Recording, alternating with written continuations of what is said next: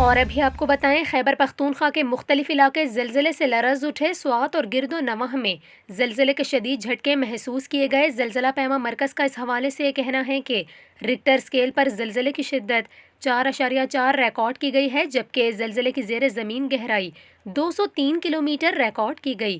زلزلہ پیما مرکز کے مطابق زلزلے کا مرکز پاک افغان تاجکستان کا سرحدی علاقہ تھا۔ آپ کو بتا رہے ہیں، سوات اور گرد و نواح میں زلزلے کے شدید جھٹکے محسوس کیے گئے۔